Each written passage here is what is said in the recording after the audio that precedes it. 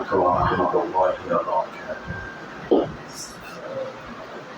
إن الحمد لله وحده والصلاة والسلام على من لا نبي بعده وعلى آله وأصحابه ومن تبعهم بإحسان إلى يوم الدين أما بعد. فأعوذ بالله من الشيطان الرجيم. بسم الله الرحمن الرحيم. إنما المؤمنون الذين إذا ذكر الله وجلت قلوبهم وإذا تليت عليهم آياته زادتهم إيمانا وعلى ربهم يتوكلون الذين يقيمون الصلاة ومما رزقناهم ينفقون أولئك هم المؤمنون حقا لهم درجات عند ربهم ومغفرة ورزق كريم. প্রশংসা মাত্রই আল্লাহ সুবহানাহু ওয়া তাআলার জন্য। সালাত এবং সালাম শান্তি ধারা বর্ষিত হোক আমাদের প্রিয় নবী, বিশ্ব নবী, সর্বশেষ ও সর্বশ্রেষ্ঠ নবী নবী মুহাম্মদুর রাসূলুল্লাহ সাল্লাল্লাহু আলাইহি ওয়াসাল্লাম। সমবেত সম্মানিত দিনী ভাই সকল, আজকে সংক্ষিপ্ত আলোচনায় আমরা যে বিষয় নিয়ে আলোকপাত করার ইচ্ছা পোষণ করি সেটি হচ্ছে সূরাতুল আনফাল এর 2 নম্বর থেকে 4 নম্বর আয়াত পর্যন্ত সংক্ষিপ্ত অনুবাদ এবং তাফসীর। আল্লাহ রাব্বুল আলামিন এই 3টি আয়াতে একজন সত্যিকার মুমিনের বৈশিষ্ট্যগুলো কি কি হতে পারে এবং তার প্রতিদান বা ফলাফল খুব সংক্ষিপ্ত আকারে এই 3টি আয়াতের মাঝে আল্লাহ রাব্বুল আলামিন তুলে ধরেছে।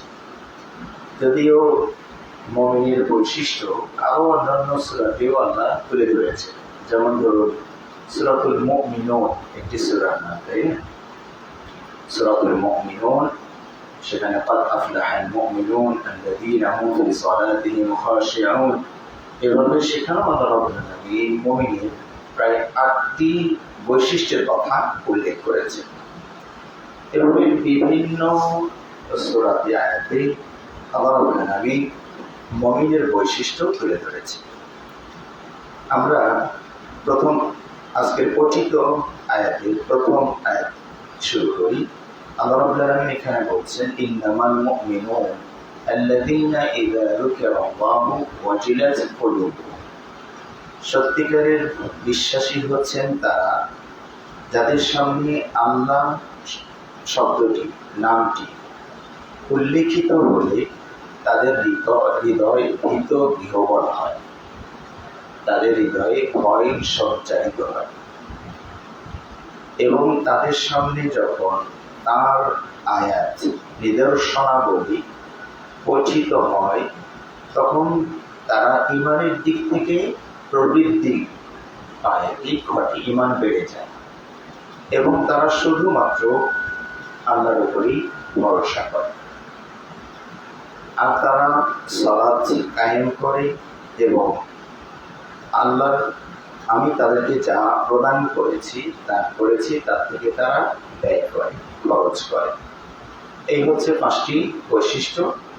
শেষে আল্লাহ রাব্বুল আলামিন ফলাফল ঘোষণা করছেন বা পুরস্কার ঘোষণা করছেন যে এই 5টি বৈশিষ্ট্য যাদের ভিতরে থাকবে তারাই হচ্ছেন সত্যিকারের প্রকৃত মুমিন। উলাইকা হুমুল মুমিনুনা হাক্কা, এরাই হচ্ছেন হক মুমিন, আসল প্রকৃত মুমিন।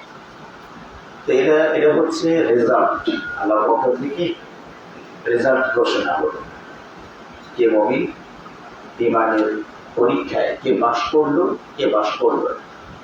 তো যখন আপনি পাস করে ফেলবেন, রেজাল্ট ঘোষণা হয়ে গেল, এখন ফলাফল এসে এর যে প্রকৃত মুমিন হলে যে চাকরিটা আপনি পাবেন, বিশেষ ক্যাডার হলে যেমন সরকারি একটা চাকরি তো নিশ্চিত, তো মুমিন যদি সত্যি হতে পারেন আপনার চাকরি কি আবার অনিশ্চিত নাকি? আপনার চাকরিও নিশ্চিত, আল্লাহ আমাদের জান্নাতে চাকরি দিয়ে দিবে, এই চাকরি মানে ওই অন্যের চাকরগিরি ওইটা না, মানে বোঝানোর জন্য শব্দটা ব্যবহার করছি যে আপনি একটা উচ্চ মানে উচ্চ পদস্থ কর্মকর্তা হয়ে গেলেন, আল্লাহর মেহমান হয়ে গেলেন। তো কি হবে আপনার জন্য? বলছেন লাহুম দারাজাতুন ইনদা রাব্বিহিম, তাদের জন্য রয়েছে অনেকগুলো পদমর্যাদা, একটি দুটি নয়, দুটো। কারণ আপনারা জানেন দারাজাতুন এটা হচ্ছে একটি স্তর, একটি মর্যাদা। আমরা কিন্তু এই শব্দটা বাংলাতেও ব্যবহার করি। আর ওনার দরজা আমার কত উপরে, তার মানে র্যাঙ্ক, পদমর্যাদা, তাই না? তো আল্লাহ রাব্বুল আলামিন এখানে বহুবচনের শব্দ দিয়ে আসছে, উলাইকা লাহুম দারাজাতুন, তাদের জন্য রয়েছে অনেকগুলো পদমর্যাদা। কার নিকটে? ইনদা রাব্বিহিম, তাদের পালনকর্তার নিকটে। ওয়া মাগফিরাতুন, তাদের জন্য রয়েছে ক্ষমা, যেটা আমাদের প্রতিক্ষণ প্রয়োজন, কারণ আমাদের জীবনের ভুল ত্রুটির শেষ নেই, ক্ষমাটা লাগবে। কারণ যদি একটা লিখতে গিয়ে খালি ভুলই করে, ওই সাদা কালি তো লাগবে, ওটাকে আপনার ফ্লুইড বলে, আর মুজিব বলে, ভ্যানিশিং কালিও মাহায় বলে, তাই না? এখন লিখতে গিয়ে ছোট মানুষের মতো খালি একটু ভুল হয়ে গেল, ওই সাদা কালি দিয়ে আবার একটা মশা লাগে, তাই না? আবার একটু লিখতে গিয়ে ভুল হয়েছে আবার। তা আমাদের জীবন চলার পথে এরকম শুধু অহরহ ভুলই করি, তো ওটার জন্য তো সাদা কালি একটা লাগবে। তারা বলছিল ওটার নামই মাগফিরা, ওটা ক্ষমা।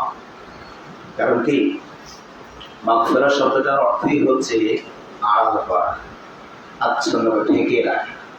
এটা একবারে ডিলিট করা না, মুছে ফেলা না, ঢেকে রাখা আর কি। ওই সাদা কালি যেমন আগের যে ভুলটা ওকে সরিয়ে দেয় না, খালি ঢেকে রাখে, ঢেকে রাখে।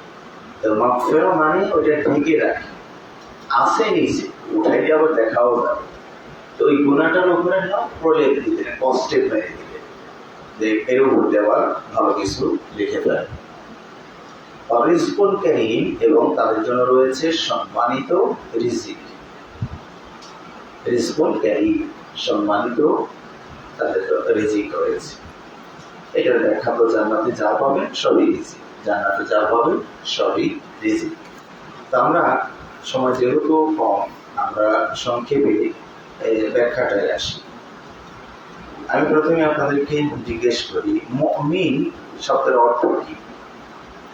মুমিন এটা আরবি শব্দ, এর অর্থ হচ্ছে বিশ্বাসকারী, বিশ্বাসকারী। এই বিশ্বাস এটা কি জিনিস? আচ্ছা, একটি হচ্ছে বিশ্বাস আর একটি হচ্ছে ধারণা, দুটো কি এক জিনিস? মানে ধারণাটা এটা হচ্ছে গবেষণা লব্ধ একটা জিনিস, গবেষণা লব্ধ একটা জিনিস। ওখানে একটা গাছের পাতা নড়ছে, আমার কাছে মনে হবে এটা ঈমান, যেটা বিশ্বাস, যেটা সেটা পরিবর্তনশীল, এটা কোনো গবেষণা লব্ধ জিনিস নয়। এরকম কি কোনো বিষয় আছে নাকি একদম নিশ্চিত? আপনারা ছেলে পার্সেন্টেজের দিক থেকে যদি বলি যে মোটামুটি 99% আপনারা নিশ্চিত, তাই না? 1% একটু সন্দেহ। এইটাকে যদি কোনো র্যাব পুলিশ নিয়ে গিয়ে আপনাকে টর্চারিং করে যে না তুই মেয়ে স্বীকার কর, না দিলাম নয়, তাহলে কি আপনি স্বীকার করবে না? আচ্ছা ঠিক আছে। মায়ের চোটে যদি এখন বাঁচার জন্য বলেন সেটা হলো ভিন্ন কথা, কিন্তু ওই মায়ের কি আপনার বিশ্বাস চেঞ্জ হবে? হয়তো মুখের কথা চেঞ্জ হতে পারে। মায়ের যদি বলি মেয়ে আমি, তাহলে কি ছাড়ে? আর যদি ছেলেই বলি খালি মায়ের। আচ্ছা ঠিক আছে, মায়ের থেকে বাঁচার জন্য যদি আপনি বলেন যে আচ্ছা ঠিক আছে ভাই আমার তো মায়ের না, আমি মেয়ে, কত ভাগ মেয়ে? আচ্ছা ধরেন 100 ভাগই আমি মেয়ে। এটা যদি তাকে স্বীকারও করেন, আপনার মন কি বলবে? আপনার মন বলবে আমি 100 ছেলে। এটার নাম কি? বিশ্বাস। এটার নাম বিশ্বাস। এই উদাহরণগুলো খুব না এইগুলো না। আমার হাতে যেটা দেখছেন একটা বোতল, এর মাঝে কি আছে? নাকি আগুন? সবাই একমত? কোনো দ্বিমত নাই তো? তাহলে এখানেও আপনারা 100 নাকি 98%? কোনোভাবেই এখান থেকে সরানোর উপায় নেই। এটা পানি, এটা পানি। আসমান উপরে থাকে না নিচে থাকে? সবাই একমত? এখানে কোনো দ্বিমত নাই তো? নাকি কারো কারো ধারণা আছে যে হতে পারে জমিন উপরে হতে পারে, নাকি কেউ বলবে? এটা কি বলুন তো? এটা নিশ্চিত একটা বিশ্বাস। আচ্ছা, হয়তো বা বলতে পারেন যে এটা না হয় আমরা দেখি তাই বিশ্বাস করি। অদৃশ্য কোনো বিষয় কি আমাদের এরকম বিশ্বাস আছে যে একদম 100 কোনোভাবেই হেরফের নেই, যেটা অদৃশ্য? সেক্ষেত্রেও আপনাদের বিশ্বাস কোনো কোনো ক্ষেত্রে এইরকমই আছে। আচ্ছা, আপনার দাদার দাদা কে কে দেখেছেন? কেউ দেখেছেন? দাদার দাদা, আপনার দাদা দাদা, তাই না? দাদা দেখা এখন কঠিন হয়ে গেছে, কারণ ছেলেরা বিয়ে করে 40-এ। তো ওই বয়সের নাতি হয়েও দাদা দেখবে, দাদা তো আগেই চলে যায়। কথা বুঝতে পেরেছে? তো দাদার বাবা আমরা কেউ দেখি, তো আপনার দাদার বাবা কেউ ছিলেন, এই বিশ্বাসটা আপনাদের কত পার্সেন্ট? হ্যাঁ, কেন আপনার তো মারিয়ামের মতো তো হইতে পারে নাকি আপনার? হ্যাঁ, মারিয়ামের মতো হতে পারে না, যেটা আমার দাদা নেই, খালি দাদি ছিল। বলেন যে এরকম? হ্যাঁ, সম্ভব? আচ্ছা, এটা তো দাদার বাপ, আপনার দেখেন, কিন্তু এটা আপনার কি ধারণা, প্রবল ধারণা যে হ্যাঁ আমার 98% বিশ্বাস হয় যে আমার দাদার একজন বাপ ছিল। এটা কি 98 ভাগ? কত ভাগ? 100 ভাগ। এটার নাম কি বলুন তো? এটার নাম বিশ্বাস। আচ্ছা, এই যে আমার সামনে একটা টেবিল দেখছি, এই টেবিলটা বানানে ওয়ালা একজন আছে, এটা আপনাদের কতটুকু বিশ্বাসের মাত্রাটা? থার্মোমিটার দিয়ে যদি আমি আপনার বিশ্বাসকে মাপি, তাহলে কতটুকু উঠবে? কত ডিগ্রি? একটু তো কমবে না, একটু তো কমার কথা না। এই টেবিলটার বানানে ওয়ালাকে কি আপনি দেখেছেন? দেখেছেন? হয়তো বলবেন, কেউ হয়তো বলবেন যে হ্যাঁ দেখেছি। এমন উদাহরণ তো আছে। আচ্ছা, এই যে এটার উদাহরণ, এটা কেউ বানানো কেউ দেখেন নাই, এটার বানানে ওয়ালা একজন আছেন না নাই? কতটুকু ধারণা আপনাদের? তাহলে এটা কি ধারণা না বিশ্বাস? এটা বিশ্বাস। অথচ এর বানানে ওয়ালাকে আপনারা কেউই দেখেননি, তাহলে এটার নাম কি? বিশ্বাস। বিশ্বাস হচ্ছে একবারে 100 টাকা দেয়। এখানে কোনো মানে পার্সেন্টেজের সুযোগ নেই। বুঝতে পেরেছে? এটা হলো বিশ্বাস। আল্লাহ বলছেন ইন্নামাল মুমিনুন, মুমিন হচ্ছেন তারা। পরে যে আল্লাহ বলো আয়াতগুলো বলছে, তো মুমিন হবে এইরকম। ইমানের যে 6টি রোকন আছে, ইমানের যে 6টি রোকন আছে, সেই 6টি রোকনের ব্যাপারে আপনাদের বিশ্বাসের মাত্রা, টেম্পারটা কতটুকু থাকবে? বলেন তো কতটুকু থাকবে? এই জায়গায় যদি সামান্য পরিমাণ আপনার ডাউট ধরে 99.99, তাহলে কি আপনি মুমিন হতে পারবেন? এই জন্য আল্লাহ বলছেন ইন্নামাল মুমিনুনা আল্লাযীনা আমানু বিল্লাহি ওয়া রাসূলিহি সুম্মা লাম ইয়ারতাবু। মুমিন হলো সেই ব্যক্তি যিনি আল্লাহ এবং তার রাসূলকে বিশ্বাস করে, এই বিশ্বাসে তার কোনো ডাউট নাই। সুম্মা লাম ইয়ারতাবু, এই যে সন্দেহ পোষণ করা যাবে না। ইমানের যে 6টি রোকন কি কি বলুন তো দেখি? আল্লাহ, তার রসুল, আসমানি কিতাব, আখিরাত দিবস, তার দিলের ভালো মন্দ, আর একটা কি মালাইকা, ফেরেশতা। এই যে ছয়টি, এই ছয়টি দৃশ্য না অদৃশ্য বলুন তো দেখি? ছয়টি অদৃশ্য, শুধুমাত্র একটি, সেটা হলো আসমানি কিতাবের প্রতি বিশ্বাস। সেই আসমানি কিতাবের ভিতরে সবকটাই অদৃশ্য, মানে নির্ভেজাল, খাঁটি, অপরিবর্তনীয়, মানে এরকম এই কোরআন ছাড়া আর কোনটাই আপনার সামনে নেই, তাই না? তাওরাত, ইনজিল, জাবুর সেগুলো কি বিকৃত, পরিবর্তিত, পরিমার্জিত, মানে মানে যেটা মানুষের কথা সংযোজিত, আল্লাহর কথা বিয়োজিত, এরকম একটা অবস্থা হয়ে গেছে। এবার আমি আপনাদেরকে বোঝাই। কিছুক্ষণ আগে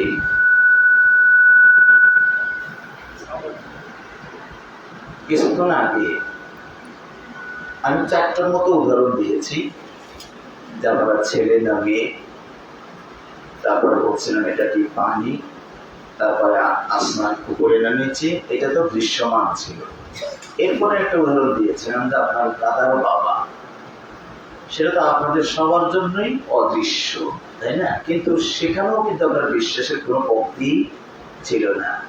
ঠিক এই অদৃশ্য আপনার দাদার বাবার প্রতি যে বিশ্বাস, তার অস্তিত্বের যে বিশ্বাস আপনার ছিল, এই ইমানের যে 6টি বিষয় অদৃশ্য, তার প্রতিও আপনার বিশ্বাস ওই দাদার বাপের যে যতটুকু আছে তার চেয়েও যেন ঘনত্ব পরিমাণের দিক থেকে মানে বাড়তি থাকা লাগে, বেশি থাকা লাগে।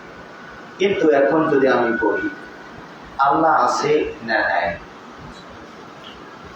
কি বলবেন আপনারা? আল্লাহ আছে। এখানে বিশ্বাসের মাত্রাটা কতটুকু আপনাদের? 100, তাই না? কারণ এই সব কিছুরই একজন স্রষ্টা আছে, এইটুকু তো আমরা জানি, বিশ্বাস করি। এটার সব কিছুর স্রষ্টা হলেন কে? আল্লাহ। আর আল্লাহর কোনো স্রষ্টা নেই, কারণ আল্লাহ তো সৃষ্টি না। সব সৃষ্টি, যে কথাটা তো আমরা বলি সব কিছুরই স্রষ্টা আছে, এই কথাটাও খুব একটা ভালো না। বলতে হবে সব সৃষ্টিরই স্রষ্টা আছে। যদিও আমাদের নিয়তের মতো ওইটাই থাকে, কিন্তু বলার সময় যদি আমরা একটু আরো বিশুদ্ধ করে শব্দটা বলি তাহলে আরো ভালো হয়। কি বলবো আমরা? সব সৃষ্টিরই স্রষ্টা আছে, সব সৃষ্টিরই স্রষ্টা আছে। এটা আমি উদাহরণ দিলাম। এই বোতলটা বানানোওয়ালা একজন আছে, মোবাইলটা বানানোওয়ালা একজন আছে, টেবিলটা বানানোওয়ালা একজন আছে, তাদেরকে আমরা দেখি। কেন? তবু আমরা বিশ্বাস করি নির্মাণ যেহেতু আছে, নির্মাতা অবশ্যই আছে, ঠিক তো? তার এই সৃষ্টির জগৎ যেহেতু আছে, স্রষ্টা অবশ্যই আছে। তাহলে এই ক্ষেত্রে আপনার বিশ্বাসের মাত্রাটা কেমন? 100। বুঝতে পেরেছেন? এটা নিয়ে আর বেশি কথা না বলি। 2 নম্বর রকমটা হচ্ছে আমানতু বিল্লাহি ওয়া মালাইকাতিহি, ফেরেশতার অস্তিত্বের ব্যাপারে বিশ্বাসটা কতটুকু আপনাদের? 100। এখন মুখে তো আমাকে বলছেন আমি মেনে নিচ্ছি, কিন্তু আসলে ভিতরটা বুঝবেন কে? আল্লাহ সুবহানাহু ওয়া তাআলা। ফেরেশতারা আল্লাহ রাব্বুল আলামিনের ফেরেশতার প্রয়োজন নেই, এমন নয় যে ফেরেশতা না হলে আল্লাহও প্রধানমন্ত্রী তো টিকবে না, ওই পার্লামেন্ট সদস্যের মতো। আল্লাহ এটা তার এই সংসারটাকে এভাবে সাজিয়েছে। এর মানে এমনটি নয় যে ফেরেশতারা মালাকুল মউত মৃত্যুর দায়িত্ব পালন করছে, মালাকুল মউত যদি রিটার্ন হয়ে যায় বা অবধি নিয়ে নেয়, তাহলে আল্লাহ এক বিপাকে পড়ে যাবে, আমি এখন কারে দায়িত্ব দিই, এগুলো কি সমস্যা আছে কিছু বলেন? ইসরাফিল আলাইহিস সালাম সিংহে ফু না দিলে কি দুনিয়া গলদ হবে না, ধ্বংস হবে না? হ্যাঁ, কি বলেন আপনারা? মিকাইল আলাইহিস সালাম বৃষ্টি না নামলে কি বৃষ্টি নামবে না? আল্লাহ কি এদের সাথে এদের প্রতি নির্ভরশীল? কখনোই না।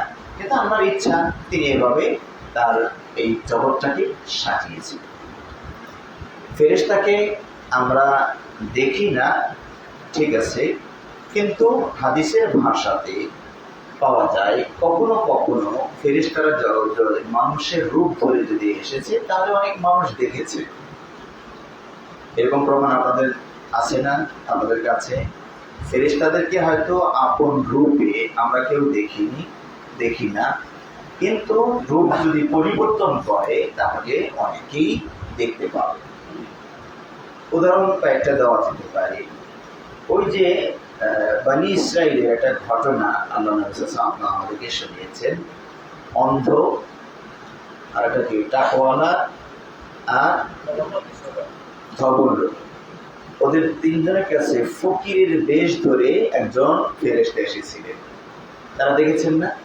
দেখেছেন। আবার মানে প্রথম থেকে স্বাভাবিক অবস্থায় এসেছিলেন, পরে আবার ফকিরের বেশ ধরে এসেছিলেন। তাহলে উনি কি ছিলেন? জিবরাইল আলাইহিস সালাম ছিলেন। নবী সাল্লাল্লাহু আলাইহি ওয়াসাল্লামের কাছে জিবরাইল আলাইহিস সালাম বেশিরভাগই দেহিয়া কালবির শুরুতে আসতেন, তখন সাহাবারা দেখতেন। আল্লাহ রাসূল সাল্লাল্লাহু আলাইহি ওয়াসাল্লাম একদিন বসেছিলেন, আর যে জিবরাইল আলাইহিস সালাম মানুষের রূপ ধরে এসে অপরিচিত, এখন দেহিয়া কালবির শুরুতে আসেন নাই, অপরিচিত অজ্ঞাত একটা ব্যক্তির সুরত ধরে এসে আমাকে ইসলাম সম্পর্কে বলুন, ঈমান সম্পর্কে বলুন, ইহসান সম্পর্কে প্রশ্নগুলো করছিলেন। অনেকেই দেখে ফেললেন। বদর যুদ্ধে, উহুদ যুদ্ধে ফেরেশতাদের যে মাধ্যমে আল্লাহ সাহায্য করেছিলেন, অনেক সাহাবারাই দেখতে পেয়েছে যে সাদা পাগড়িওয়ালা একজনকে দেখেছি। যুদ্ধের আগেও তাকে আর দেখিনি, যুদ্ধের পরেও তাকে দেখিনি। এরকম অনেকগুলো হাদিস আপনার সামনে দেওয়া যাবে। তো আমরা কিন্তু দেখতে পাইনি, বা দেখতে পেলেও যদি ফেরেশতা কিনা আমরা বোঝার আমাদের উপায় নেই। কারণ নবী সাল্লাল্লাহু আলাইহি ওয়াসাল্লাম যেহেতু সত্যায়ন করেছেন যে হ্যাঁ জিবরাইল আসলেন, প্রশ্ন করলেন, চলে গেলেন, এখন কি আমাদের ওই সুযোগ আছে? নেই। আচ্ছা, তাহলে ফেরেশতার অস্তিত্বের ব্যাপারে আমরা কি হব? বিশ্বাসী হব। একটা উদাহরণ দিলে হয়তো আপনাদের জন্য ভালো হবে। ফেরেশতারা কিসের তৈরি বলুন তো?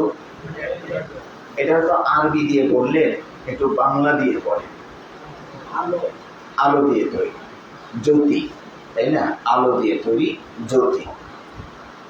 আচ্ছা, এই যে মোবাইলে আমরা কথা বলি, কোনো তার নেই, অন্য এর সাথে কোনো সংযোগ আমরা দেখতে পাচ্ছি না, তাহলে আমার এই কথাটা এই টাওয়ার পর্যন্ত কে নিয়ে যায়, কে আবার নিয়ে আসে, কত দ্রুত নিয়ে আসে দেখেন তো দেখি। আসসালামু আলাইকুম, ৬,০০০ মাইল দূরে সৌদি আরব থেকে উনি সঙ্গে সঙ্গে বলবেন ওয়ালাইকুম আসসালাম। তাহলে আমি বলা মাত্র উনি শুনে ফেলেন, সঙ্গে সঙ্গে ওয়ালাইকুম আসসালাম। দূরত্ব কত কিলোমিটার? এটা কে নিয়ে গেল? এই কথাটা তো কেউ নিয়ে গেছে। কোন ফেরেশতা বলুন দেখি? এটা নেটওয়ার্ক, যেটাকে আপনার নেটওয়ার্ক বলছেন। এই নেটওয়ার্কটা হচ্ছে শক্তিশালী একটা আলোক রশ্মি, শক্তিশালী একটা আলোক রশ্মি। তারা বিদ্যুৎ যেমন আগুন, ওটাকে যেমন মানুষ নিয়ন্ত্রণ করে তার মধ্য দিয়ে নিয়ে যায়, ঠিক আছে না? ঠিক এই মানে এই কথাটাকে এখান থেকে এই টাওয়ার পর্যন্ত পৌঁছে দেয় কে? ওই আলোক রশ্মি। এখন আলোক রশ্মিকে কি আমি দেখতে পাই? কিন্তু তাদের সেবা আমরা পাচ্ছি, তাই না? তাদের সেবা আমরা পাচ্ছি, কিন্তু আলোক রশ্মিকে আমরা দেখতে পাই না। যেহেতু এটা আলো, এটা আমাদের এমন সূক্ষ্ম আলো যেটা আমাদের চোখের ধরা ছোঁয়া পাই। যার কারণে বলা হয় যে আপনি যদি মোবাইলে এই যে বিশেষ অ্যান্ড্রয়েড সেটে কথা বলেন, দুটা মোবাইলকে পাশাপাশি রেখে মাঝখানে একটা ডিম রেখে দেন, এই কিছুক্ষণ পরে দেখবেন ডিম সিদ্ধ হয়ে গেছে। তাহলে ওই যে আলোক রশ্মির আসা যাওয়া, হ্যাঁ, শক্তিশালী পাওয়া এসে ডিম পর্যন্ত সিদ্ধ করে ফেলেছে। বুঝতে পেরেছে? কারণ আমরা যে কথা বলি, আমাদের এই সাইড যে কি পরিমাণ সিদ্ধ হচ্ছে আর এই সাইড, এটা আরো কিছুদিন পরে বোঝা যাবে। এখন তো আমরা বুঝতে পারছি। তো যা হোক, এই যে আলোক রশ্মি, মানুষ আল্লাহর আলোক রশ্মিটাকে শোধন করে তারা তাদের নিয়ন্ত্রণে নিয়ে নেটওয়ার্ক হিসাবে কাজে লাগাচ্ছে, তাই না? এবং তাদের গতি কত বেশি দেখেন, কারণ ৬,০০০ মাইল দূরে, এটা তো কোনো দূরত্বই নয় আলোর কাছে। কারণ আলোর গতি আপনারা জানেন, প্রতি সেকেন্ডে কত? ১,৮৬,০০০ মাইল। তা আমি যদি বলি আমার বলতে 1 সেকেন্ড লেগেছে হয়তো, এই 1 সেকেন্ডের ভিতরে আলো যাবে কত দূর? 1,86,000 মাইল। আমি জানি না এটা পৃথিবীর এই মাথা থেকে ও মাথার দূরত্ব আসলে কত, এটা কারো জানা আছে কি আপনাদের? পৃথিবীর এই মাথা থেকে ওই মাথা মানে দূরত্ব কত? আমার মনে হয় না 1,86,000 মাইল দূরে আছে। তা আলোক রশ্মি গতি তাহলে এত শক্তিশালী, তো বলার আগেই চলে যাবে আর নিয়ে আসবে। তো 6,000 মাইল দূরে, ও তো সেকেন্ডে 1,86,000 মাইল দূরে যায়, তাই না? তাহলে দেখুন, এই যে আমরা ফেরেশতা, আল্লাহ বলছেন বৃষ্টি নামে এক ফেরেশতার দায়িত্ব দেওয়া আছে, তিনি ওটা নামাচ্ছেন। আমরা এই যে আলোক রশ্মি একটা ফলাফল দেখতে, এখন বৃষ্টি হচ্ছে, তাহলে ওই ফেরেশতার কাম হয়, ওই আলোক রশ্মি এখন কাজ করছে, তাই না? একজন মারা গেল, তাহলে কোন আলোক রশ্মি কাজ করছে? মালাকুল মউত নামে আরেকটা আলোক রশ্মি আছে, ওই এই যে দেখছেন, তো দেখার কি দরকার? ফলাফল পাইলেই তো খুশি আপনারা। এই যে মোবাইলে কথা বলছেন, কথা নিয়ে যাচ্ছে, দেখতে পেয়েছেন? আরে ভাই দেখতে পাই না পাই ওটার কি দরকার, আমার তো কাজ হয়েছে, তাই না? কথা তো গেছে, কথা তো আসছে, এইটাই তো আমার হয়ে গেল, আছে আলোক রশ্মি, দেখার দরকার নেই, দেখতে পাইলে ভালো, না হলে আমার আপত্তি নেই। তো বৃষ্টিতে হচ্ছে কোন ফেরেশতা?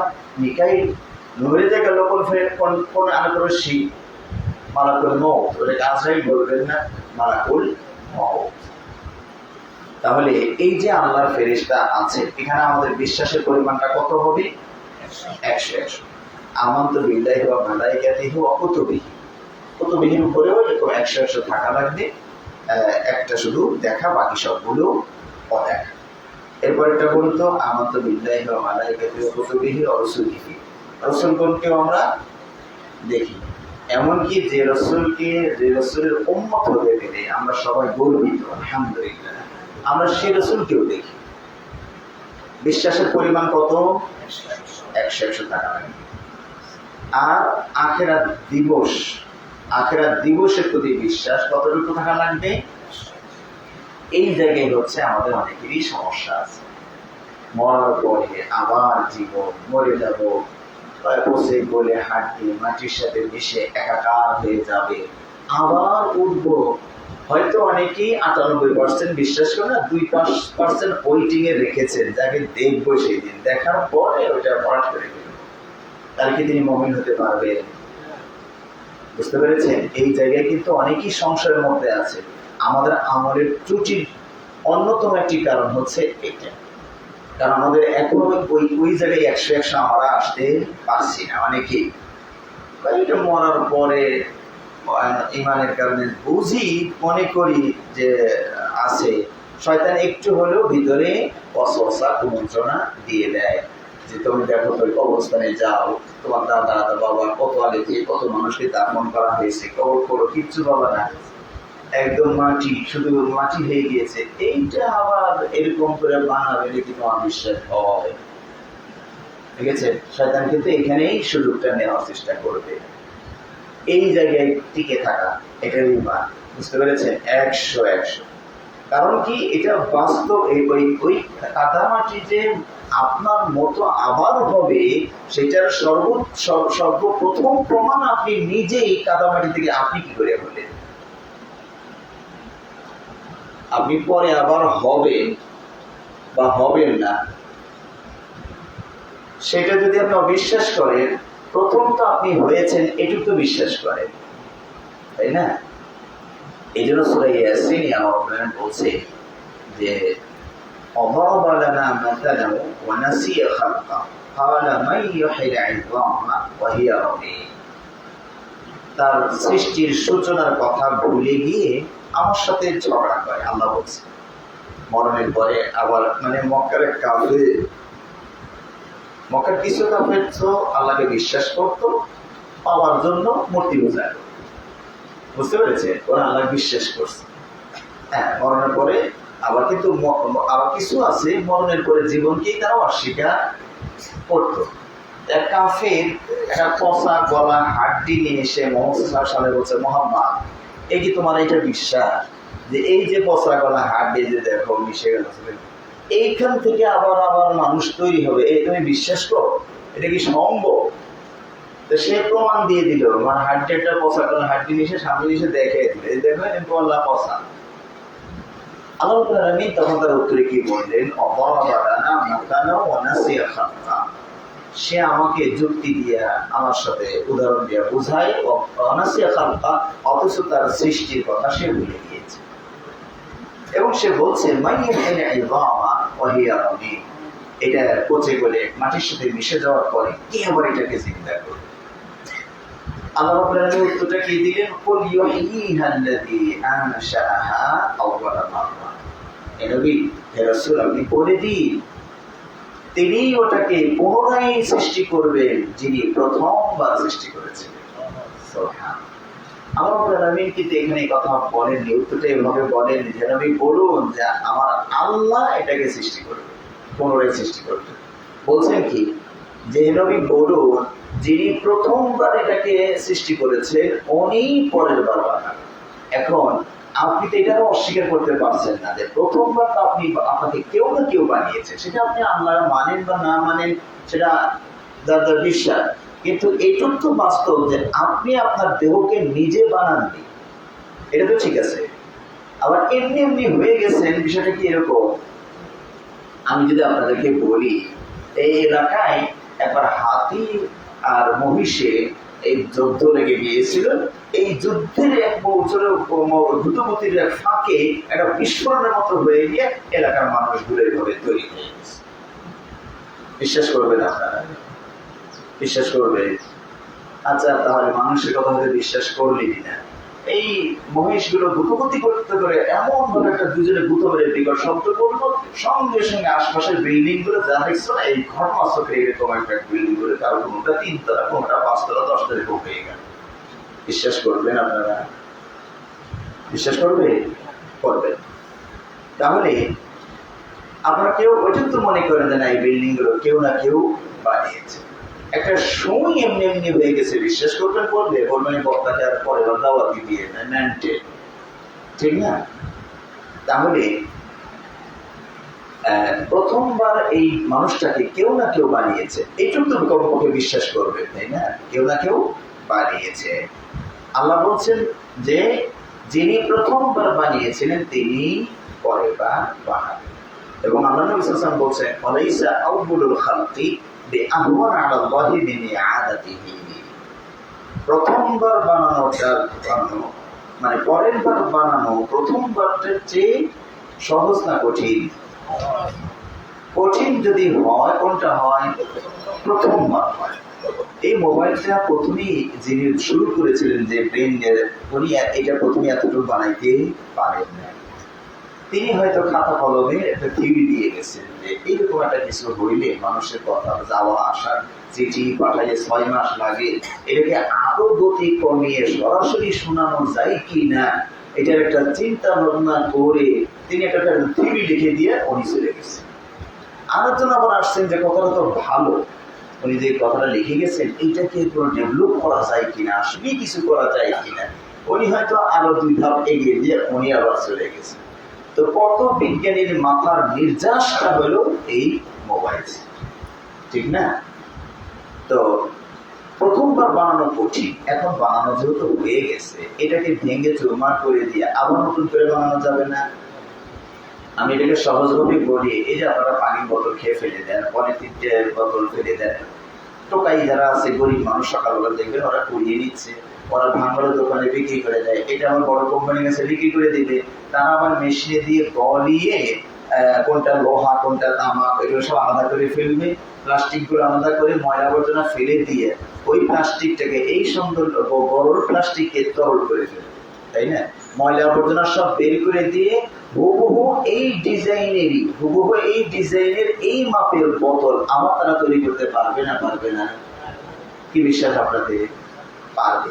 তাহলে মানুষ যদি তার বানানো জিনিসটাকে এত সুন্দর বোতল ছিল সেটা মেশিনে দিয়ে গলিয়ে একবারে পানির মতো করে ফেলে দিয়া হুবহু আমার ওই ডিজাইনের ওই মাপের ওই কালারের বোতল তৈরি করতে যদি মানুষ পারে, তো আল্লাহ তার এই মানুষটাকে বানিয়ে ভেঙ্গে চুরমার করে দিয়া আবার কি এরকম বানাইতে পারবেন না? এরকম কঠিন হবে আল্লাহর জন্য?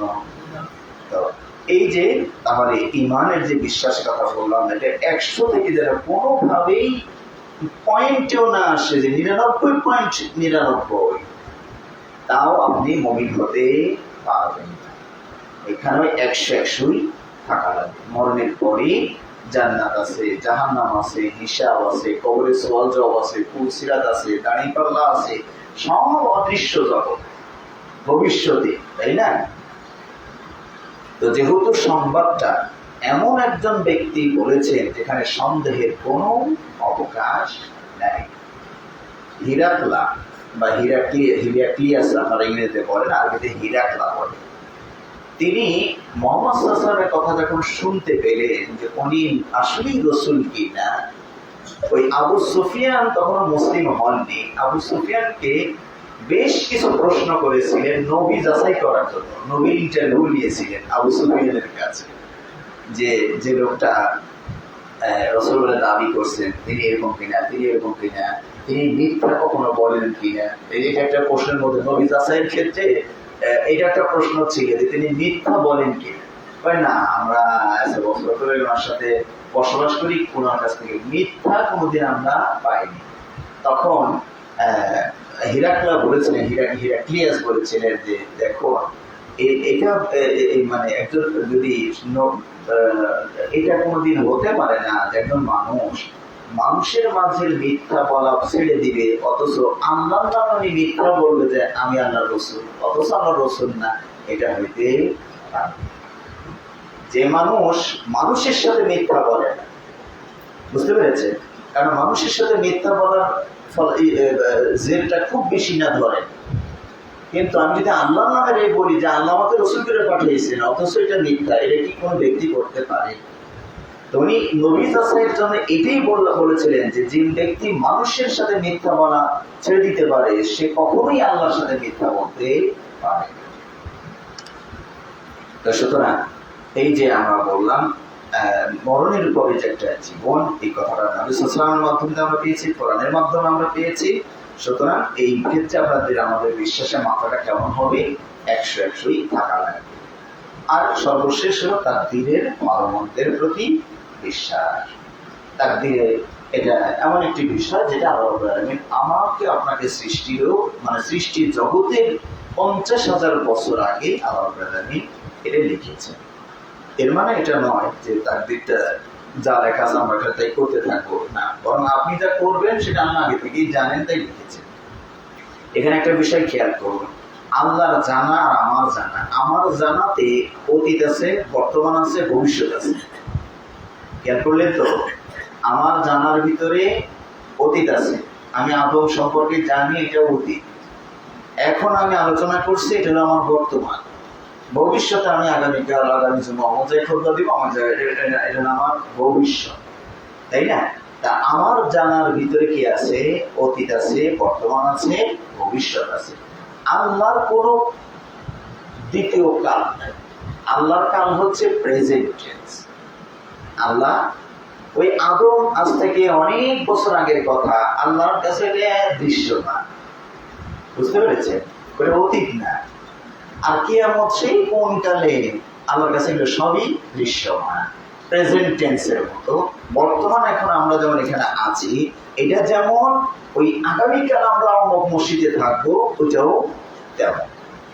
এটা বোঝা মুশকিল, এটা আল্লাহ ছাড়া আর কেউ এটা বুঝতে পারবে না। শোনাতে ভাইরা, আর একটা জটিল কথাই বলি, আল্লাহ যেখানে আছে ওটা কোনো জায়গাও না, আল্লাহ যেখানে আছে ওখানে ওটা কোনো সময়ও না। প্রত্যেক সৃষ্টির থাকার জন্য একটা সময় লাগে, একটা জায়গা লাগে।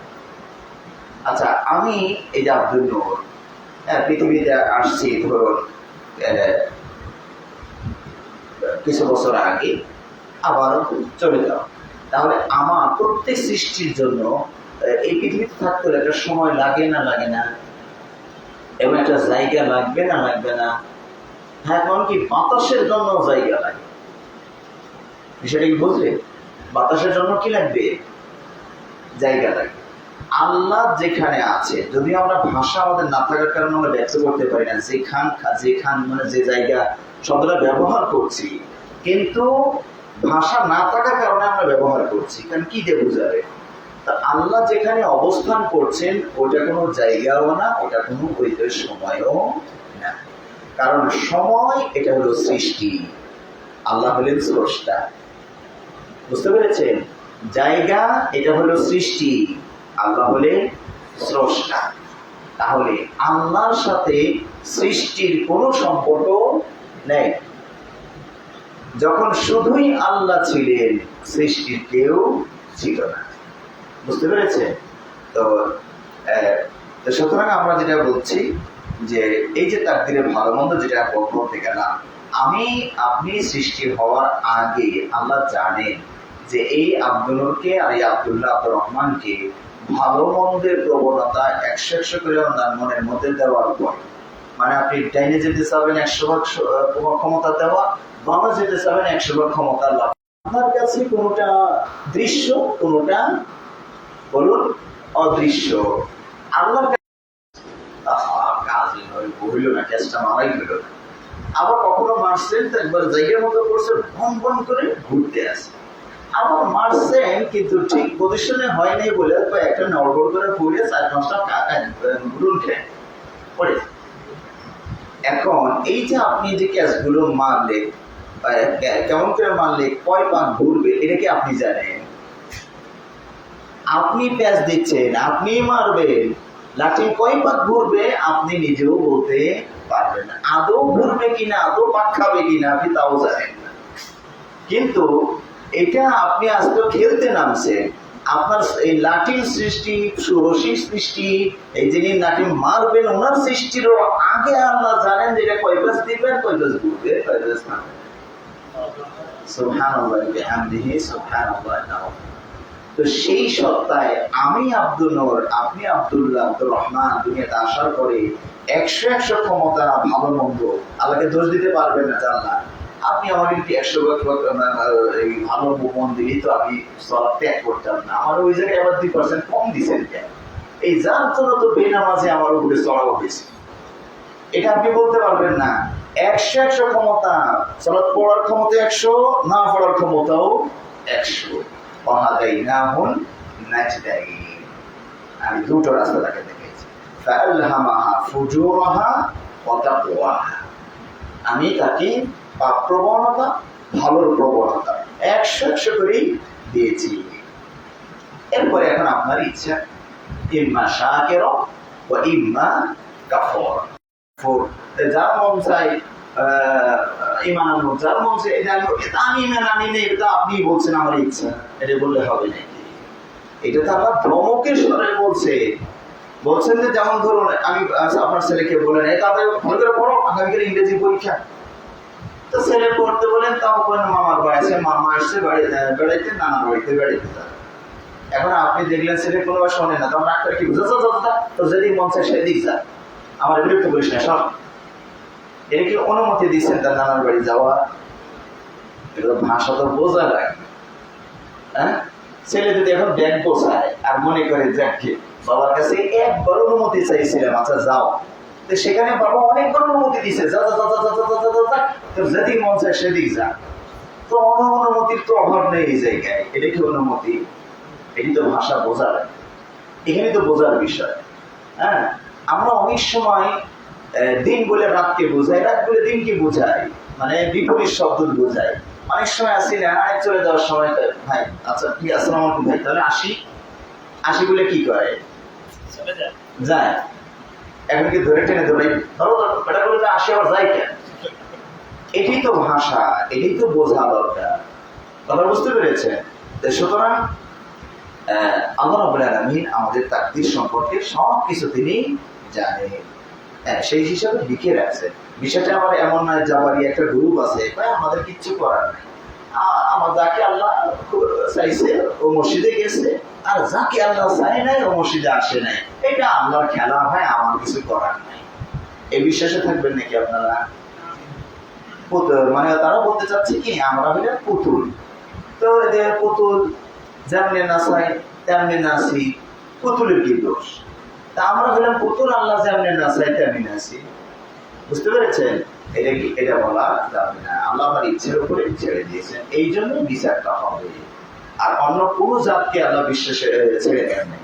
ওগুলোকে আল্লাহ যেভাবে বলবেন সেইভাবেই করতে হবে, কোনো নফসর নাই, শুধু জিন আর মানুষ এই দুইটাকে আল্লাহ ইচ্ছা স্বাধীনতা দিয়েছেন, এই জন্য বিচারটা হবে।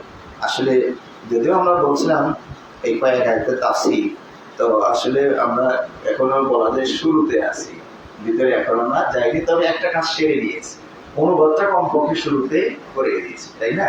বাকিটা আপনারা তাফসীর দেখে আরো বেশি ভালো ভালো আলোচনা শুনে বাকিটা শিখে নেবেন। যেহেতু আপনাদের পরে প্রশ্নোত্তর পর্ব আছে, সেই হিসেবে আমরা আজকের মতো মানে বিষয়ভিত্তিক আলোচনা যেটা ছিল সেটা আমরা এখানে শেষ করছি।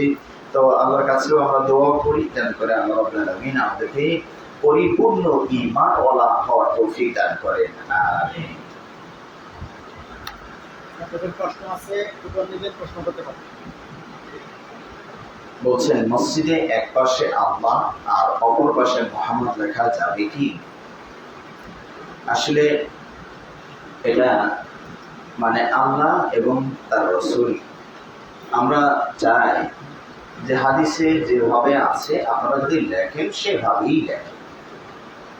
যদি শুধু আল্লাহ আর মুহাম্মদ পাশাপাশি লেখা থাকে, দৃশ্য তো মনে হয় অনেক মনে করবে যে এরা দুইজন মনে হয় একই স্তরের ব্যক্তি, তাই না? একই মানে এই খালি ডাইন হাতের বাম হাত, এরকম একটা মানে খারাপ মেসেজ আজ হয়তো বুঝতে পারবেন না, অদূর ভবিষ্যতে মানে শয়তানের যে প্ল্যান পরিকল্পনাটা কতদূর নিয়ে ঠেকাবে এটা তো আপনি বুঝতে পারবেন।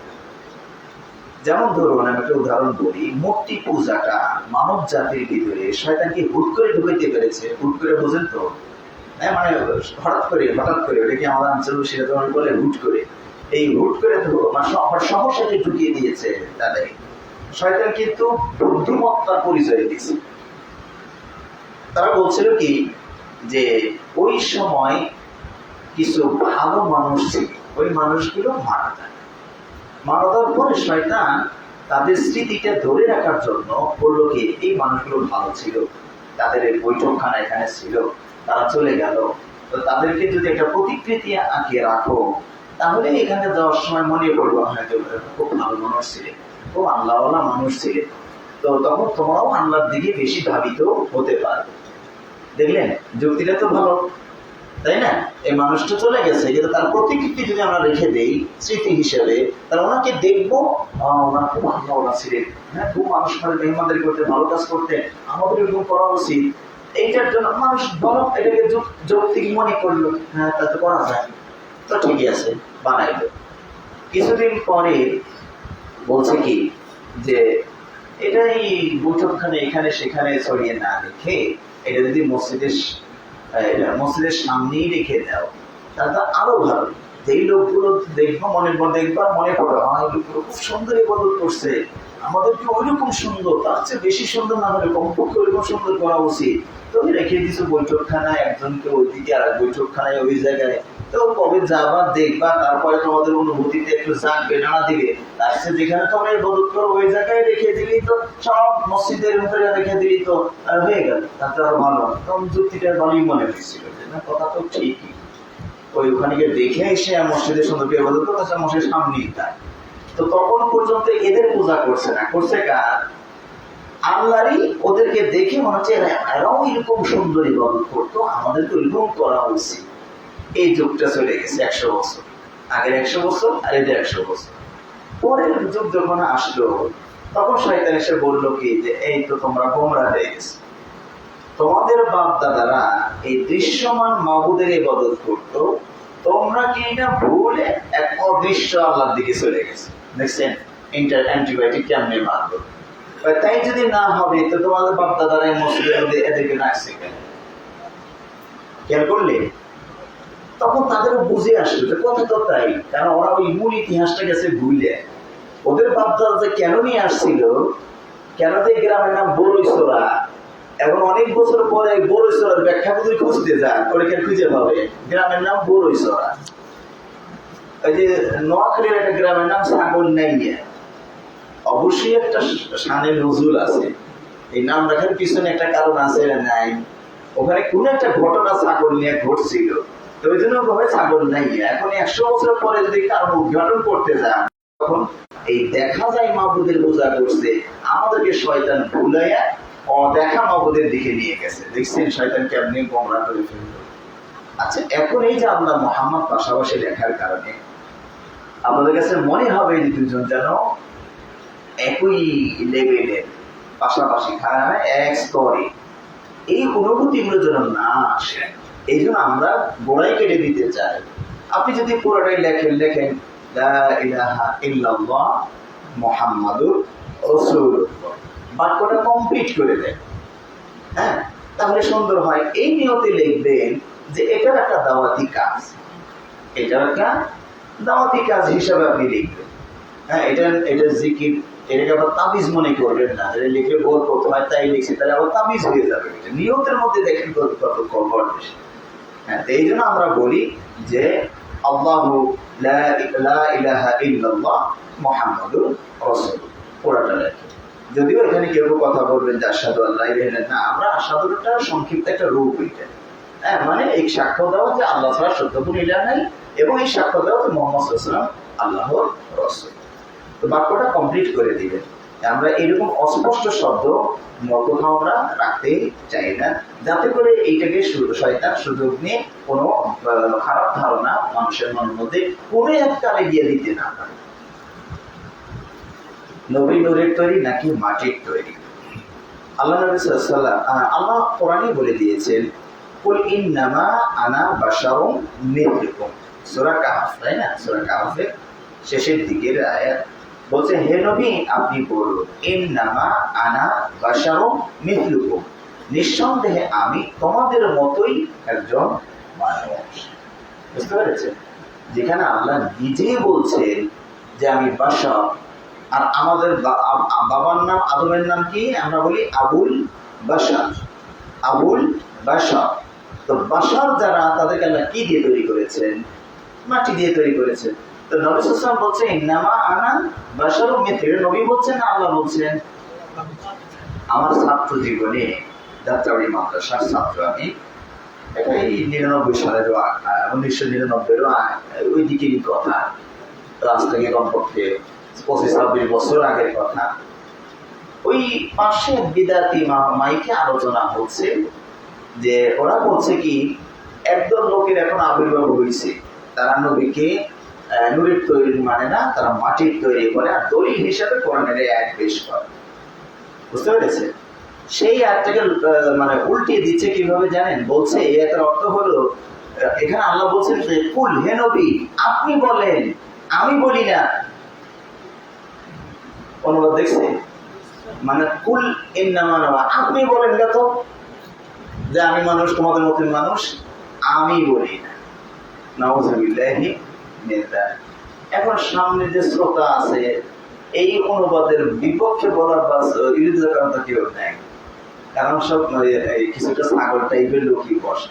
আমাদের সহিয়াকিদের বাইরে দেখেন না, সব চোখ মুখ টুলটুল চেয়ে থাকে, একটুখানি বেদত হইলে একটু কুফুন লিখে পাঠা যায়, সাহেব আপনি এরকম বললেন, আমরা তো এরকম যাই।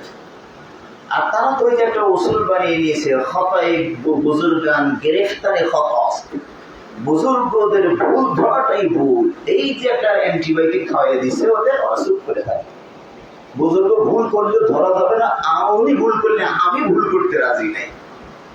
বুঝতে পেরেছেন?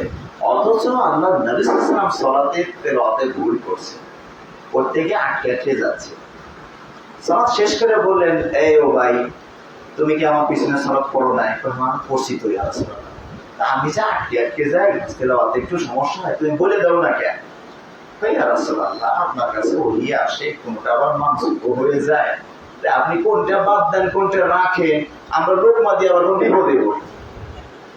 যদি বলেন এই তুমি লোকমা দিলে কেন, ওটা না মানসুখ হয়ে গেছে, আল্লাহ কয়েকদিন রাখছিল, পরে উঠে নিছে, তাতে আবার বিপদ। এই মনে করে আমরা লোকমা দিই।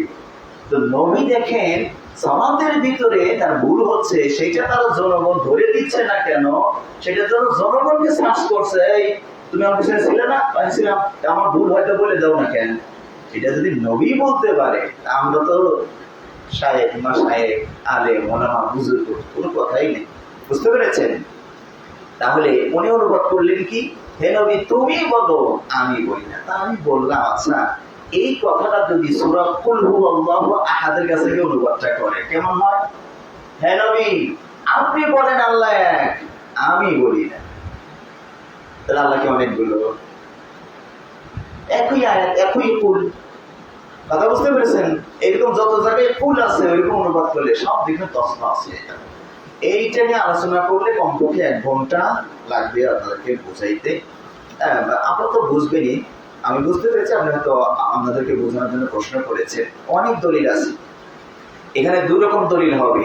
একটা হলো যে আমাদের পক্ষের দলিল, আর তাদের পক্ষের দলিল এবং খণ্ডন 2 রকম লাগবে না? তারাও তো কিছু দলিল দেয়। এই যে যেমন বলা হয় নবীর নূরে আল্লাহ নূরে নবী পয়দা, নবীর নূরে জগৎ পয়দা। বুঝতে পেরেছেন?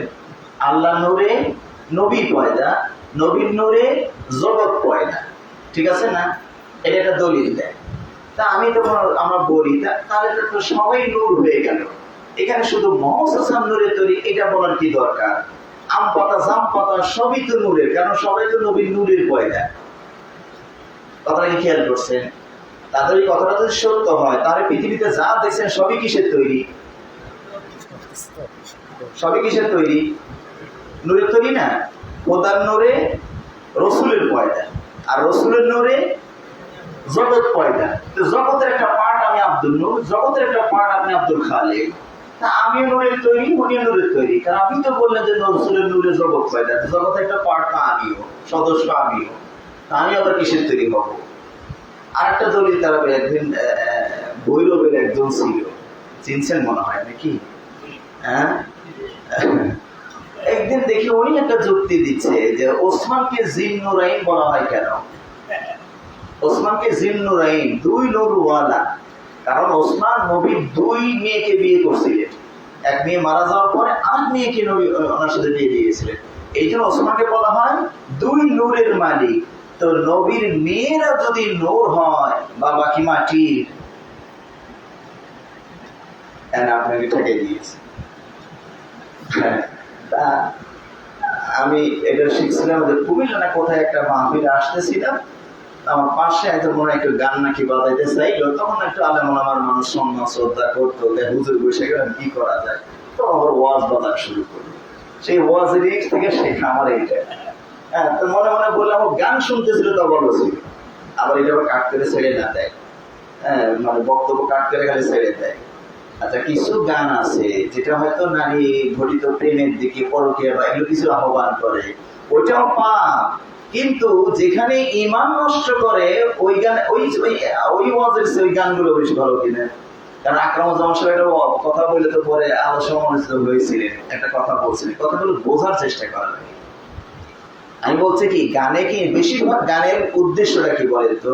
বেশিরভাগ গানের উদ্দেশ্য পাপটাকে ছড়িয়ে দেওয়া, সুরসুরি দেওয়া।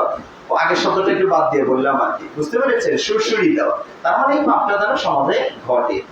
একটা ব্যভিচার সমাজে ঘটে এমন গান বানালেন যার কারণে ব্যভিচার ঘটে, এই গানটার অপরাধ কেমন? আর এমন ওয়াজ করলেন যাতে শিরিক সমাজে ঘটে যায়, এই ওয়াজের দাম বেশি না ওইটার দাম বেশি? মানে উল্টা করে বলতে হবে যে এই ওয়াজই বেশি খারাপ না ওই গানটা বেশি খারাপ? এই ওয়াজটা বেশি খারাপ ওই গানের চেয়ে। কারণ ওখানে তো শুধু নারী পুরুষের মধ্যে অবৈধ প্রেমের দিকে একটু মানে ধাক্কাইতেছে, আর এই ওয়াজের ভিতরে শিরিকের ধাক্কা মারছে। কথাটা কি খেয়াল করছেন? আচ্ছা, এখন আমি ওইটার জবাবটা দেওয়ার চেষ্টা, সেখানে বলছেন কি, আমি বললাম এবার ওনার যুক্তিটা নিয়ে আমরা বর্তমান করি। উনি বলছেন কি, নবীর 2 মেয়েকে যেহেতু নূর বলা হয়েছে, তাহলে বাবা অবশ্যই নূর, নূর থেকে নূর তৈরি হয়। আচ্ছা, এবার ওনার বইতে প্রথম থামছে, ওনারটা নিয়ে আমরা আরো সামনে যাই। নবী যেহেতু নূরে, তো নবী তো কারো না কারো ছেলে, তাই না? উনি যদি নূর হয়, ওনার বাবা আব্দুল্লাহ কি মাটি? উনি কিসের? উনিও তো কারো না কারো ছেলে। তো উনি যদি ছেলে নূর হয়, তো ওনার বাপ আব্দুল মুত্তালিব ওইটা কি মাটির? এইভাবে যদি খালি যেতে থাকেন তা আদম পর্যন্ত গিয়ে ঠেকবে কিনা? কারণ আদম যদি নূর না হয়, তো এই নূর আসলে কোথা থেকে? তারপর সবাই মানে নূরের হয়ে গেল। কাজে আপনি শুধু মোহাম্মদ আপনি নূর বলেন কেন, আমরা সবাই নূরের তৈরি। নাউযুবিল্লাহি মিন যালিক। এরকম অনেকগুলো দলিল প্রমাণ দেওয়া যাবে। আমাদের মানুষ, আমাদের হচ্ছে কি, কিছুক্ষণ আগের ভাই বলছে আমরা আবেগী জনগণ বেশি। আমরা মনে করছি কি নবীকে নূর পড়লে একটা বিশাল সম্মান দেওয়া হয়, এটা ওরা দিতে চায়। আসলে এই বিষয়টা তা নয়। আল্লাহ মানে কি, মানুষকে যার যে মর্যাদা সেখানে রাখাটাই হলো চূড়ান্ত মর্যাদা। অর্থ উপরে নিয়েন না, ছেলেকে বাপ বানিয়ে দিয়ে বেশি মর্যাদা দেওয়ার চেষ্টা করিয়ে না। ছেলেকে ছেলের জায়গায় রেখে, এমন ছেলে বাবা খুবই আনুগত্যশীল, এই জায়গায় রেখেও তাদের সম্মান দেন। উল্টে দিয়েন না যে এই বাপ ওই ছেলে দিয়ে করলেন না, ছেলের মানটা একটু বাড়াই দিলাম, এরকম দরকার আছে? মিথ্যা বলে আল্লাহ তার রসুলকে, আল্লাহকে আল্লাহর পজিশনে রাখেন, রসুল সাহেবকে তার পজিশনে রাখেন, ওভারটেক করিয়েন না। এখন যদি বলেন নবী নূরের তৈরি, তাহলে কি সমস্যাগুলো হবে জানেন? অনেক সমস্যা হবে। এক নম্বর সমস্যা হবে যে রাসূলুল্লাহ আপনি সালাত করতে পারবেন 5 ওয়াক্ত, আপনি নূরের তৈরি, হালকা পাতলা, ও 10 ওয়াক্ত ফরজ হইলেই বা কি, পড়তে কি কোনো কষ্ট আছে? আমার মতো মাটি হয়ে আসেন, তারপরে দেখেন 5 ওয়াক্ত পড়তে কেমন লাগে। কথা ঠিক কিনা?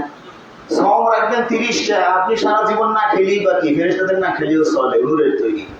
আচ্ছা আপনার তো কষ্ট নাই, আমাদের যে 30 ওয়াক্ত সম দিচ্ছেন, আমাদের মতো মাটির মানুষ হয়ে আগে আসেন, তারপরে দেখেন ঠেলাটা কেমন। এই তো তখন উল্টা যুক্তি সব শুরু হয়ে যাবে। কথা কি বুঝতে পেরেছেন? ওই গ্রুপ তো বলাই শুরু করছে 5 ওয়াক্ত সালাতের কোনো দলিল নেই। বুঝতে পেরেছেন? ওরা ওই জগতে যাওয়ার চেষ্টা করছে, নবীর তো যাবো। ওরা অনেক দলিল দেয়, অনেক কিছু আছে। আমি কোরআন থেকে একটা দলিল দিয়েছি, আরো অনেক দলিল আছে। এবার হাদিস থেকে একটা দলিল দিয়ে আমি এই প্রশ্ন উত্তর শেষ করি। আল্লাহ নবী সাল্লাল্লাহু আলাইহি ওয়াসাল্লাম বলছেন খুলিকাতিল মাল, তিনটা জাতিকে, তিনটা পদার্থ দিয়ে সৃষ্টি করা হয়েছে। নবী সাল্লাল্লাহু আলাইহি ওয়াসাল্লাম বলছেন খুলিকাতিল মালাইকাতু মিন নূর, ফেরেশতাদেরকে তৈরি করা হয়েছে কি দিয়ে? অখুলিকাতিল মালাইকাতু মিন মারিজিম মিন নার, আর জিনদেরকে তৈরি করা হয়েছে কি? অখুলিকাতিল জান্নাত মিন মারিজিম মিন নার, মানে জিনদেরকে আগুন দিয়ে তৈরি করা হয়েছে। অখুলিকা আদামু মিম্মা গুসিফা লাকুম, আর আদমকে কি দিয়ে সৃষ্টি করা হয়েছে তার বর্ণনা তোমাদেরকে ইতিমধ্যে দেওয়া হয়েছে। কোথায় দিয়েছে? কোরআনে দিয়েছেন। আদমকে এই জন্য ওখানে ভাষাটা আর বলেননি, মাটির কথা উল্লেখ করলেন না, আল্লাহই বলে দিয়েছে, আমি আর বলবো কি? কথা বুঝতে পেরেছেন? রেফারেন্সটা কোরআনের দিকে দিয়ে দিলেন। তাহলে এখানে দেখেন তিনটা জাতিকে তিনটা পদার্থের কথা বলে। নবী সাল্লাল্লাহু আলাইহি ওয়াসাল্লাম যদি নূরের তৈরি হয়ে থাকে, তাহলে প্রথমবারে নিজেকে ঢুকাবেন। এই ভাষাটা তখন হাদিসের ভাষাটা এরকম হওয়ার কথা ছিল যে আল্লাহ তাআলা ফেরেশতাকে নূর দিয়ে বানিয়েছে, আর মানুষের মধ্যে আমি, ওখানে ঢুকানোর কথা না? খেয়াল করছেন নাকি? হ্যাঁ, তাহলে ওখানে নিজেকে ঢুকাবেন যে আল্লাহ তাআলা ফেরেশতাদেরকে নূর দিয়ে বানাইছেন, আর মানুষের মধ্যে আমাকে, তাহলে নবীকে ওই জায়গায় ঢুকাবেন উনি। আচ্ছা, তা যদি না ঢুকান, তাহলে শেষে যে বললেন আর মানুষকে তৈরি করা হয়েছে মাটি দিয়ে, তবে আমি না, হয় ওই জায়গায় ঢুকাবেন আর না এই জায়গায় ওনাকে বের করবেন। নবী সাল্লাল্লাহু আলাইহি ওয়াসাল্লাম ওখানে ঢুকাচ্ছেনও না, এখানে বেরও করছেন না, এই ঠিকাদারি আপনাকে দিল। কথা বুঝতে পেরেছেন? এরকম অনেকগুলো দলিল প্রমাণ আছে, যেগুলো বললাম তো প্রশ্ন অনেকগুলো, তো একটা আমার আবার ইয়েস নটে উত্তর হয় না। হ্যাঁ, ইয়েস নটে উত্তর হয় না। কেন হয় না জানেন? ঝামেলা আছে। ইয়েস নটের উত্তরে মাঝে মাঝে ঝামেলা লাগে। যেমন আমাদের ওস্তাদজি আমেরিকা থেকে একবার একজন ফোন করছে আমাকে, আমরা আপনাদের ওয়াজটা শুনে এই অন্য ধর্মে ছিলাম, মানমাজবে ছিলাম, সেখান থেকে আমরা সহিহাদিসে আসলাম।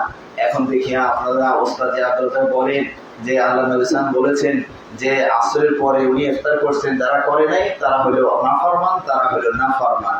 এখন কি তাহলে আমাদেরকে আসরের পরে কি ইফতার করা লাগবে? কারণ আব্দুল জাকির ইসলাম বলছেন উলাইকাল আসাত, উলাইকাল আসাত, যারা আসরের পরে ইফতার করলো না তারা নাফরমান, তারা নাফরমান। এখন এই বেচারা বুঝেছে যে তাহলে মনে হয় সহিয়া কিতার মানুষের আকীদা, তাহলে আসরের পরে ইফতার করা না করলে নাফরমান। নবীর হাদিস দিয়ে দলিল দিয়েছে, পড়ছে পেয়েছে। এখন এই যে শর্টে বলার কারণে ঝামেলাটা হয়ে গেছে। ওটা ছিল একটা সফরের ঘটনা। কথা বুঝতে পেরেছেন? সফরের ঘটনা। পরের দিন ছিল কাফেরদের সাথে যুদ্ধ। তো সাহাবারা আসরের পরে বলেন ইয়া রাসূলুল্লাহ, আমরা যদি এইভাবে আজকে দিনও শ্রম পালন করি তাহলে আমরা তো দুর্বল হয়ে যাব। আগামীকাল আজান হয়ে গেল, তাহলে অনেকগুলো প্রশ্ন দিছিলেন। আচ্ছা, কথাটা বুঝতে পেরেছেন তো? ওই ওই যুদ্ধের কারণে নবী সাল্লাল্লাহু আলাইহি ওয়াসাল্লাম, এটা তো সফরে সম্ভব করা যায়। 2 নম্বর, আগে একটা যুদ্ধ আছে, শক্তি লাগবে, আজকে না খেয়ে দুর্বল হয়ে গেলে তো হবে না। তখন আসরে করে নবী ইফতার করলেন, সবাইকে ইফতার করতে হবে, যারা করেনি তাদেরকে ওই কথা বলেছি। এটা তো আমাদের সবার জন্য মাসলাটা। আজকের দিন ওই কথা দেখতে হয় না। সারা খাবার দরকার।